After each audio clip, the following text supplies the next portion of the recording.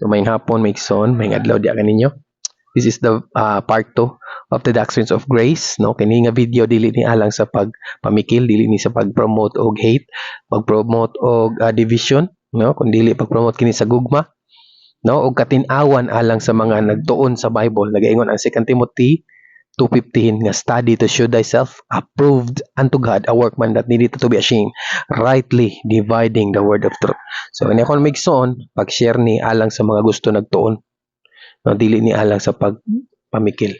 Dagan ra kay ingon migson, labi na ning topic na karon nga unconditional election, dagan kay gaangal ani, no? Ayaw mo anak kay kulto na, ayaw mo anak kay pili-pili man ang ila diha, no? Di na kinahanglan mo dawat pa sa atong tagaan o katin-awan kung unsa gid ay ang giingon sa Bible.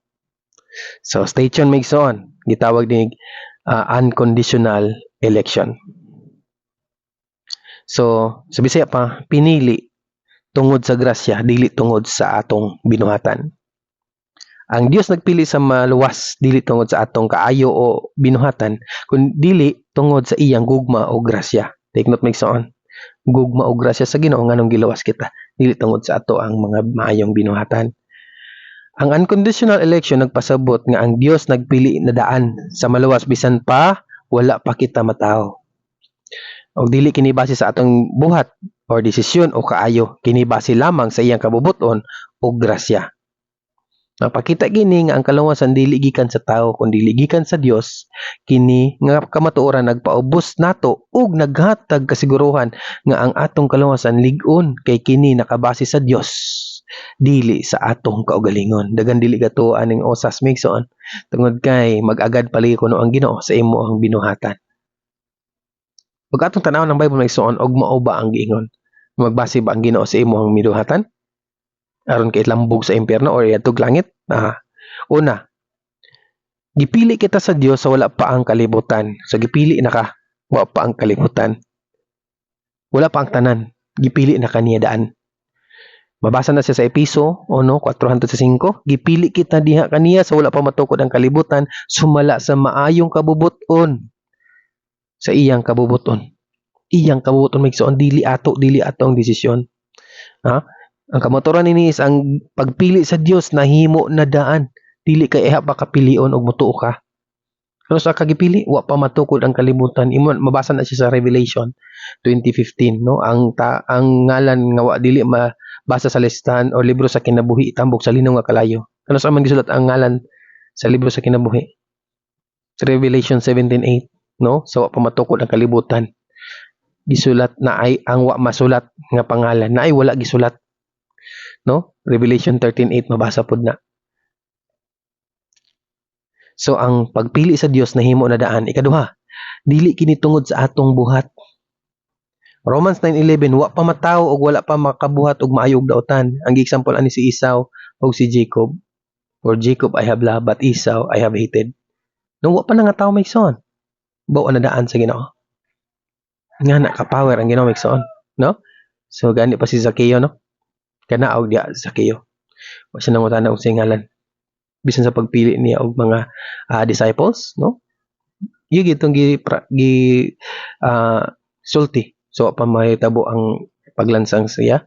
Sa ingon niya, nagpili kog napulog duha apan na isa sa inyo, yawa. Ibo na daan migsoon kog kinsa iya. Jeremiah chapter 1 verse 5, before I formed thee in the belly of your mother, I knew thee. Ibo na kadaan migsoon. Even the number of your hairs are counted, how much more ikaw dili niya mailhan. So ingana ang Ginoo migsoon, nailhan kaniya daan. No? So ikatulo, ang kaluoy sa Dios mao ang basihan. So Romans 9:15-16, maluluyon ako kang kinsa akong kaluyan. Dili kini nagdepende sa kabubuton o pagpaningkamot sa tao. So ang Ginoo daw maluoy kung kinsay ang anganya kaluyan, dili ang tao makabuot kung kinsay makapangay sa pangay. Pag kaluoy diya sa Ginoo, dili. Ang Ginoo ang gabuot kinsay ang kaluyan. Romans 9:15-16. So ang kaluwasan gikan sa kaluoy sa Dios, dili sa pagpaningkamot sa tao. I hope klaro na sa inyo migsoon. Kapat, ang gipili maluwas og usabon. Balikon ko, ang gipili maluwas og usabon, otrohon sa Ginoo, usbon sa Ginoo. Acts 13:48 nagaingon nga ang mga gitudlo alang sa kinabuhing walay katapusan mituo, no? O sa pagadong nini sa mga hintil sila nangalipay og ilang gidalayag ang pulong sa Dios og na nagpano ang tanan kay kataganan ng daan alang sa kinabuhing dayon, no? So kadto ang gipili, kadtong gitaganan ng daan maopoy mo tuo, no? Dili ta mataranta, di ta mabalaka kung kinsay mo tuo. Kay kadto ra pud ang motuo ang kadtong gitagana ng daan. But dili ta moundang og share maigsoon. Tungod kay dili kini nagpahunong sa ato ang pagwali, dili kini mao ang magpahunong sa atong pagsangyaw. Kining ano na day gipili daan. Singon sa Bible, how shall they hear without a preacher? Preach the gospel into all creatures. Isangyaw kini maigsoon. Kaya ako nagatuo nga kung ikaw muwali, adunay giandam sa Ginoo nga maminaw. Uban manggod kay moingon nga di na kailangan muwali sa ila kay gipili naman. Dili maigsoon. Unsaon pagkadungog ni adtong regenerated person? Unsaon nila pagkasabot kundi ka mo istorya? Kung imo-imuharan ng tago-tagoon ang imong nasayran. Nasayod naman ikaw sa kamatuoran, unsa man ang doktrina sa grasya, i-share na maigsoon. No? So episode 2 gingon, gibuhat kita diya kang Kristo alang sa maayong mga buhat. Ang tao magtarong kay siya gitarong. Dili ang tao makatarong sa iyang kaugalingon. Tungod sa grasya ug kaloy sa Dios mo nang magtarong ang tao. Dili tungod sa imong maayong kakayahan, maayong binuhatan, dili maigsoon. No? So ang mga application sa kinabuhi is ingani una, magpuyo sa pagpaubos, dili ka pinili tungod kay mas maayo ka sa uban, wa ka piliya. Kay mas maayo ka sa uban, mas maayo ko sa iya, dili nga na maigsoon. Nagwagtang kini sa garbo og naghatag og pag mapasalamaton nga kasing-kasing. Usahay ang tao lisod kay magpasalamat, maigsoon. Simple ra kay nga pagpasalamat, dili paginalos mabuhat. No? Kaduha, magbaton og kasiguruhan. Lig-on ang imong kaluwasan kay kinigikan sa desisyon sa Dios, dili sa imong kakayahan. Ang kaluwasan desisyon sa Dios, dili imo. Naghatag kini og kalinaw ug pagsalig. Mo man ang usay galibog ang uban nga dili sila motuo sa unconditional election tungod kay irison pa ko na imong ngalan kung makasala ka, kung magpakasalaay ka, no? Dili nga na migsoon. Saad man niya gipili ka sa wa pa matukod ng kalibutan, no? Naana sa Romans chapter 8 verse 29 to 30, no? Ang iyang giilang daan mo iyang gipili. Kato yung gipili mo iyang pagamatarungon. Kato yung tarungon mo iyang dalon sa himaya. Nana di migsoon Romans chapter 8 verse 29 to 30. Na sa giila daan. Sunod is naghatag kini og kalina og pagsalig. So ang ikatulo maigsoon is musimba og mas hinaot sa Dios, no? Ang pagpili sa Dios nagpakita sa kadako sa iyang gugma. Magdala kini sa mas lawom nga pagsimba og pagtuo tungod sa grasya sa Dios. Musimba ka.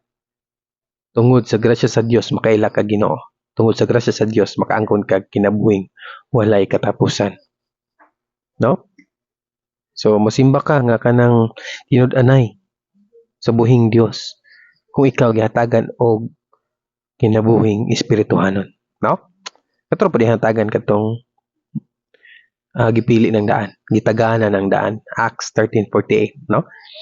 So ikaw pa, the last one is magwali sa maayong balita nga may pagsalig, no? Mo ni gitawag diya migsoon nga believe what you stand and stand what you believe. Ang Dios adunay mga pinili ug gigamit niya ang ebanghelyo aron sila maluwas. Ipaambit ang pulong nga may kaisog, no? So ako maigsoon, I'm not promoting hate, no? Ako lang gina-share unsay gospel, no? Unsa di ay ang doctrines of grace. Dili ni aron masakitan ang mga tao, dili ni aron sa pagpasikat, no? Kundi pagsangyaw kini, pag-share kini, ug angay nako ning i-share. How shall they hear without a preacher? Preach the gospel to every creature. Muna akong ibarugan maigsoon na ako nagato nga ang Ginoo magapanalangin sa mga naningkamot nakigbisog nga mag-share o magsangyaw sa pulong sa Ginoo. No? So, ang iyang conclusion Megson is ang unconditional election dili aron malibog ta.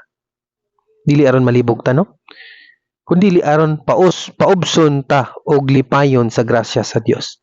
Mahimong mapainobsanon ba, no? Og mahimong malipayon sa grasya sa Dios aron nato ma-recognize ang grasya. Kay kung tungod sa atong pagpaningkamot ang kalawasan, delikado. Nga naman, Ephesians 2:9, not of works, lest any man should boast. No? So, gipili kita, dili tungod sa atong kaayo. Dili. Kundili, tungod sa iyang gugma. Dalaygon ang pulong sa Ginoo. I hope aduna mo nakatunan, no? Hantod sa sunod nga video, magkita-kita ta. So this is the Doctrines of Grace, the unconditional election. Daghang salamat sa pagpaminaw. Till we meet next time.